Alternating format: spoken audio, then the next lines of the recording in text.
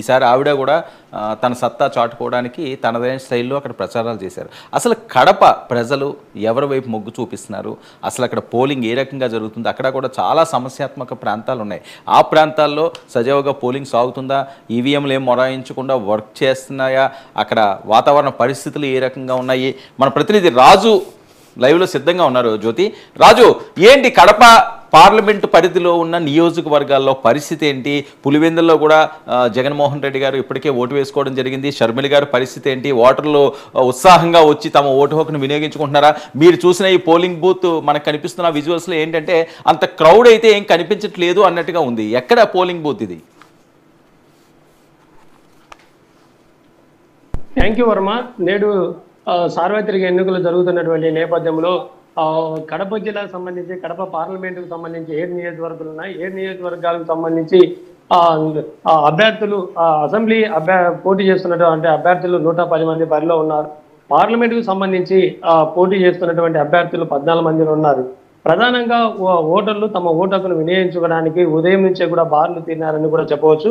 అయితే ప్రస్తుతం మనం పులివెందల పట్టణంలోని వైఎస్ జగన్ నియోజకవర్గంలో ఉన్నటువంటి 86, 89 పోలింగ్ బూత్ లో మనం ప్రస్తుతం చూస్తున్నాం. మన విజువల్స్ కూడా మీరు చూడవచ్చు. ప్రధానంగా ఉదయం నుంచి కూడా ఇంతవరకు ఓటింగ్ శాతం 9 గంటల వరకు కూడా చూస్తే ప్రధానంగా మరి 12% వరకు ఇప్పుడు పూర్తిగా నమోదైందని కూడా చెప్పవచ్చు. అయితే ఓటర్లు కూడా ఎండ ఎక్కువ పెట్టడంతో ఉండడం వల్ల కూడా రాయలసీమలో ప్రధానంగా కడపలో ఎక్కువ ఉక్కపోతూ ఉండడం వల్ల ఎండలు ఉండడం వల్ల కూడా తీవ్ర ఇబ్బందులు పడుతున్నటువంటి నేపథ్యంలో మరి ప్రజలందరూ కూడా ఉదయాన్నే తమ ఓటు హక్కును వినియోగించడానికి బాధ తిన్నారని కూడా చెప్పవచ్చు.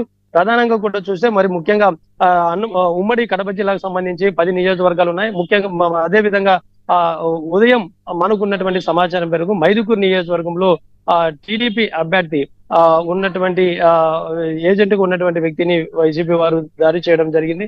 అంటే అక్కడ స్వయంగా వైసీపీ ఎమ్మెల్యే అభ్యర్థిగా ఉన్నటువంటి రఘురామ్ రెడ్డి ఆధ్వర్యంలోనే ఒక దాడి చేసినట్టు కూడా సుధాకర్ యాదవ్ ఆరోపిస్తుంటున్నారు. అదే విధంగా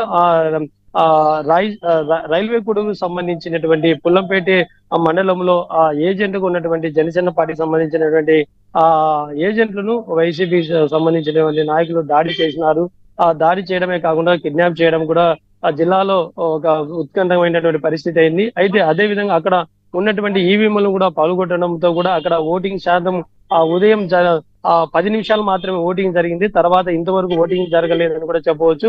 అయితే అక్కడ టీడీపీ వైసీపీ నాయకులు భారీ ఎత్తున చెడుకోవడంతో పోలీసులు కూడా రంగ ప్రవేశం చేయడం జరిగింది. ఇరువురిని కూడా వారిని చెదరగొట్టడం జరిగింది.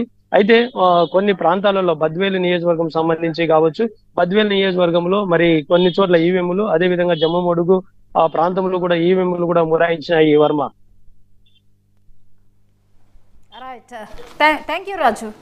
ఎస్, ఇది మరి కడప దగ్గర పరిస్థితి. అన్నా చెల్లెలు సో ఓకే నియోజకవర్గం. అవును, అందులోని వైఎస్ఆర్ రక్తం పంచుకు పుట్టిన వాళ్ళు, వైఎస్ రాజశేఖర్ గురించి వేరే చెప్పాల్సిన అవసరం లేదు. మరి అక్కడ పరిస్థితి ఏ రకంగా ఉంటుందో అని చూడాలి. ఎందుకంటే కాంగ్రెస్ రాష్ట్ర విభజన తర్వాత చాలా ఇబ్బందికర పరిస్థితుల్లో పడిపోయింది. ఎందుకంటే ఒకప్పుడు కంచుకోట ఆంధ్రప్రదేశ్కి, ఇక్కడి నుంచి ఎంపీలను గెలిపేయడం, రాజశేఖర్ గారు ఉన్నప్పుడు ఆ చరిత్ర వేరు ఆయన ఉన్నప్పుడు. కానీ ఆయన చనిపోయిన తర్వాత చిందరం అయిపోయింది. రాష్ట్ర విభజన తర్వాత మరింత దారుణమైన పరిస్థితుల్లో వెళ్ళిపోయింది. మరి చూద్దాం, మరి కాంగ్రెస్ని ఆదరిస్తారు. అక్కడ కాంగ్రెస్ అంశం కాదు జ్యోతి, మనం చూడాల్సింది షర్మిల రాజశేఖర్ రెడ్డి గారి బిడ్డ. ఆ బిడ్డను ఆదరిస్తారా లేదా అన్నది మాత్రం చాలా కీలకంగా మారే పరిస్థితి. ఇక మనం కొన్ని కీలక నియోజకవర్గాల్లోకి వెళ్దాం.